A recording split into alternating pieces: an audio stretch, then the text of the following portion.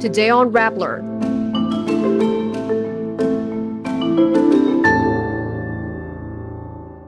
Former Senators Aquino and Kiko Pangilinan are poised for a senatorial comeback. Leni Robredo wins as Naga City mayor while detained former President Rodrigo Duterte wins the Davao City mayoral post. Data shows senatorial candidate Camille Villar rejected in areas hit hardest by PrimeWater issues. And Akbayan leads the party list race as Dynasties keep strongholds and suffer major losses in local races in the country.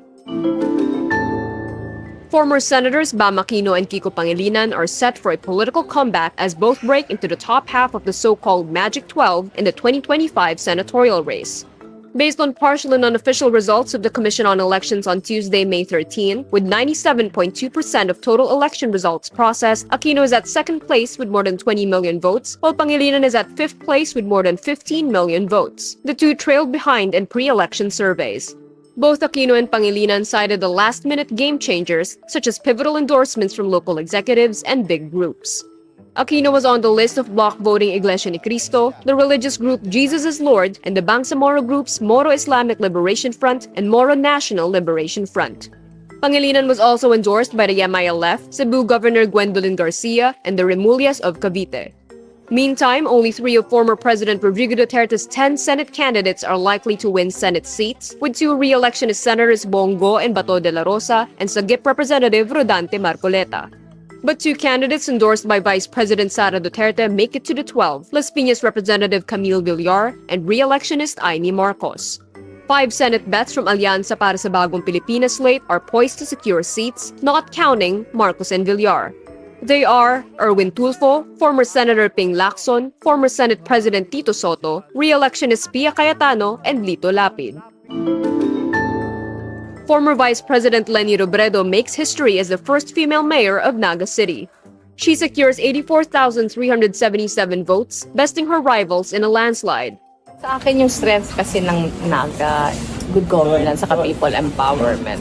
Robredo follows the steps of her late husband Jesse, who served as Naga mayor for 19 years.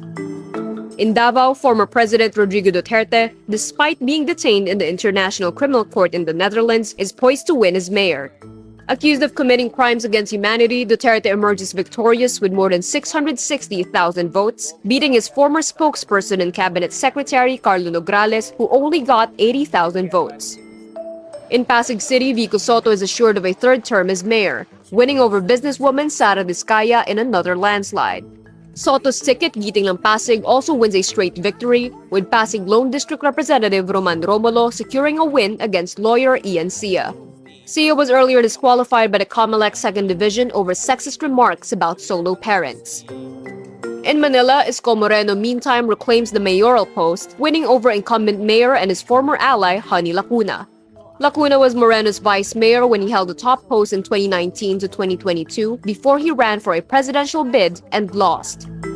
In Makati City, Nancy Binay claims the mayoral post, making her the 5th Binay to become the city's mayor. She defeats her brother-in-law, Makati 2nd District Representative Luis Campos, the husband of term-limited mayor Abby Binay. In Las Piñas, the Villars lose their hold as the city's representative in the House as City Councilor Mark Anthony Santos defeats Senator Cynthia Villar. The 2025 polls is the first time the Villar family lost a position since Manny Villar held the congressional seat in 1992. In Marikina, Maan Teodoro meantime wins as mayor, continuing the Teodoro's hold over the city since 2016. She defeats fellow Congresswoman Stella Kimbo. Teodoro is switching seats with her spouse, Mayor Marcy Teodoro, who won her seat in the House of Representatives. Quezon City Mayor Joy Belmonte secures her 3rd and final term in office. She follows the footsteps of her father, former House Speaker Sonny Belmonte, who held the mayoralty position for 9 years. Meantime in Leyte, Herwin Espinosa, son of slain Albuera Mayor Rolando Espinosa Sr., wins the mayoral race in Albuera town. Espinosa survived a gun attack on April 10 during a campaign sortie, sustaining a gunshot wound to the chest. He was tagged by former President Rodrigo Duterte as Eastern Visayas' top drug lord. And in Baguio City, incumbent Mayor Benjamin Magalong is poised to win a 3rd term, as his closest rival, Baguio City Representative Mark Go, formally conceded Monday night. Follow Rappler's continuing coverage of the 2025 elections and results. Visit ph.rappler.com for the latest updates. Granular data shows Senatorial candidate Camille Villar's Senatorial bid was decisively rejected in cities and towns that bore the brunt of PrimeWater's poor services. Villar ranks 10th in the national tally but ranks 36th out of 66 candidates in San Jose del Monte, Bulacan. San Jose del Monte residents say they have been grappling with PrimeWater's bad service despite high costs. In Dasmariñas, Cavite, another city where PrimeWater took over the operations of the water district, Villar placed 33rd. She also performed poorly in other Cavite localities where PrimeWater's operations were flagged by the Commission on Audit. Trece Martires, 23rd place. Silang, 22nd. Tagaytay, 20th. She also placed below the top 20 in the localities where PrimeWater had contracts with the water districts: Muñoz, Nueva Ecija, Marilao, San Rafael, San Ildefonso, and Malolos in Bulacan, Agoncillo, Batangas, San Pedro, Laguna, and Daet, Camarines Norte. PrimeWater's bad service has become an election issue, with residents mounting a campaign against Camille. Her brother, Manuel Paulo Villar, owns Prime Asset Ventures, the parent company of PrimeWater. President Ferdinand Marcos Jr. earlier ordered the local Water Utilities Administration to investigate the utility firm.